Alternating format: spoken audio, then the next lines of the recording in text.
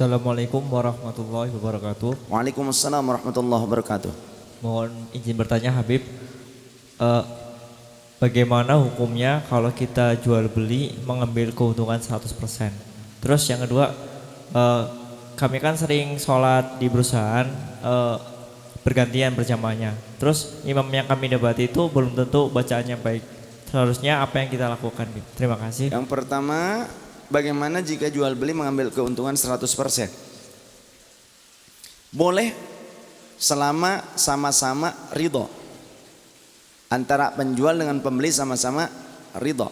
Terlebih bukan bahan kebutuhan pokok. Terlebih yang bukan bahan-bahan kebutuhan pokok. Maka jika bahan-bahan kebutuhan pokok menimbang pada urf adat, menimbang pada keumuman ammah, ya, menimbang pada keumuman, masuk akal tidak menurut umum.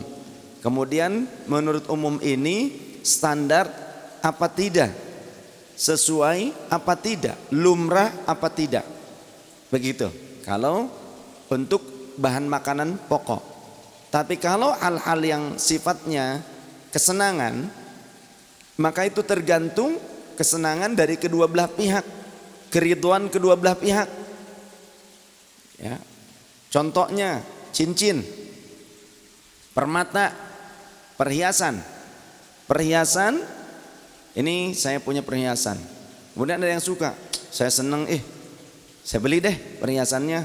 Aduh sayang, ini cuma satu-satunya. Udah dibeli aja, nanti juga ada lagi kok, punya lagi. Ya udah berapa? Sekian.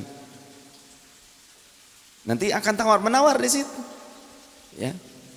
Tapi ketika orang saking seneng, langsung sudahlah, gini aja, saya bayarin ya, sekian, jebret, gede ternyata, lebih daripada harga ketika kita membeli, bahkan bisa 10 kali lipatnya.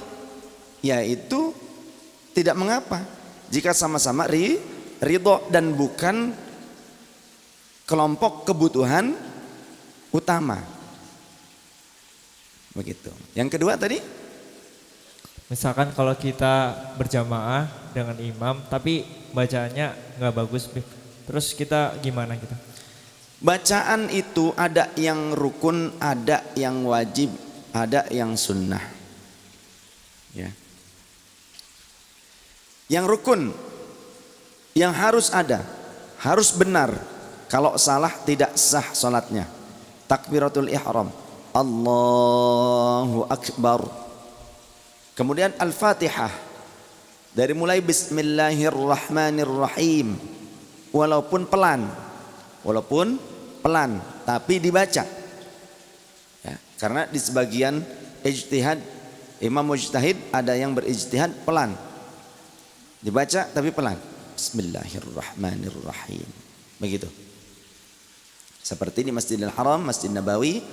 Nah kalau dulu mah semua cara-cara madhab, dulu dipakai kadang jahar, zaman sebelum dikuasai oleh Wahabi, ya. Tapi kalau sekarang sudah semuanya sir, semuanya khafi, pelan semua. Walaupun yang syafi'iyahnya, ada imam yang syafi'iyah jadi ikutan khafi, karena mayoritas di sana adalah kalau di Madinah Maliki, Hambali, kemudian kalau di Makkah Hanafi, ya, Hambali. Ada Syafi'i, ada juga Syafi'i juga. Kalau dulu bahkan sebelum dikuasai oleh Wahabi, Syafi'i banyak, termasuk Syekh Al-Barzanji, pengarang kitab Maulid Al-Barzanji, itu adalah mufti Syafi'iyah. Menurut sebagian pendapat dalam biografi beliau, Malikiyah. Beliau adalah ulama besar, imam besar di Masjid Nabawi, mufti di Masjid Nabawi, Syekh Hasan bin Ja'far Al-Barzanji. Kemudian selain Al-Fatihah sampai waladdallin, selain Al-Fatihah tasyahud akhir, Tasyahud akhir minimal sampai sholawat. Paling minim at-tahiyyatu lillah, assalamu alayka ayyuhan nabiyyu wa rahmatullahi wa barakatuh, assalamu alayna wa ala ibadillahis salihin, asyhadu an la ilaha illallah wa asyhadu anna muhammadar rasulullah, Allahumma salli ala sayyidina Muhammad wa ala ali sayyidina Muhammad. Paling minim segitu. At-tahiyyatu lillah. Tidak dipanjangkan at-tahiyyatul mubarakatuh shalawatut thayyibatullah. Tidak pun tidak masalah. Tapi itu sempurna jelas. Yang paling minim at-tahiyyatu lillah. Assalamu alayka ayyuhan nabiyyu wa rahmatullahi wa barakatuh. Assalamu alayna wa ala ibadillahis salihin. Asyhadu an la ilaha illallah wa asyhadu anna muhammadar rasulullah. Allahumma salli ala Muhammad wa ala ali Muhammad. Itu pun cukup. Tapi yang sempurna tentu ditambahi dengan redaksi-redaksi yang di dalam riwayat yang lain plus dengan doa-doa sunnah. Ya, tapi itu menjelaskan yang saya jelaskan tadi tentang rukun, minimnya rukun tasyahud akhir. Tasyahud awal sunnah muakkadah. Kemudian yang rukun salam. Satu kali salam yang sempurna, maka salam keduanya adalah sunnah. Salam, salah satu salam yang sempurna adalah rukun. Jika salam yang pertama sudah sempurna, salam kedua sunnah. Jika salam pertama tidak sempurna, salam keduanya jadi rukun.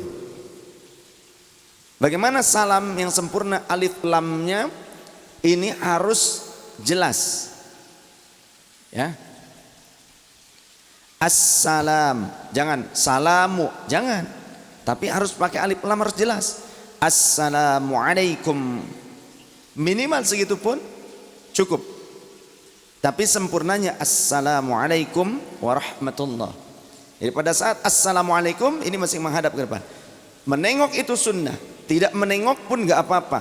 Jangan sampai begini, assalamualaikum warahmatullah. Pusing, ya, itu nanti jadi ngebor. Jadi menengok itu sunnah, tapi dalam pelaksanaan sunnahnya juga ada ajarannya. Assalamualaikum masih melihat ke depan, warahmatullah baru menengok. Tidak usah sampai ke belakang. Kalau sampai dada kita berubah pada saat salam, berubah dari arah kiblat, batal. Assalamualaikum warahmatullah, batal salatnya. Karena belum menyelesaikan kesempurnaan rukun yang terakhirnya, dia sudah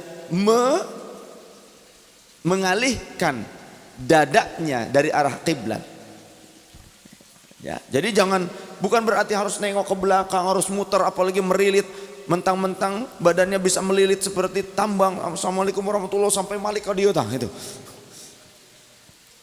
Plastik, memang.